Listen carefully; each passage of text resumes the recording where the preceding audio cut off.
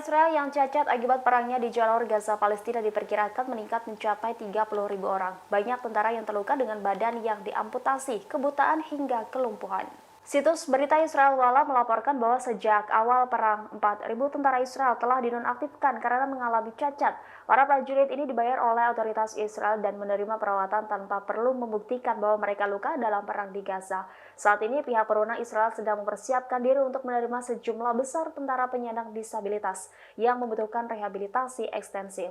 Jumlah tersebut diperkirakan akan meningkat mencapai 30.000 personel. Hal ini mengalami peningkatan sebanyak 40% dari angka saat ini. Situs berita tersebut mengungkapkan jumlah tentara Israel yang menjadi cacat diperkirakan masih akan bertambah mengingat pertempuran masih berlangsung di Gaza. Disebut militer pendudukan menyembunyikan data tentara yang terluka dari publik. Militer khawatir jika dipublikasi akan menurunkan moralnya.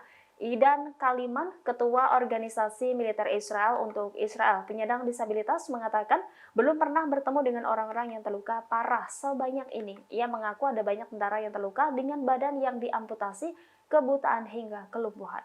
Download Tribun X sekarang, menghadirkan lokal menjadi Indonesia.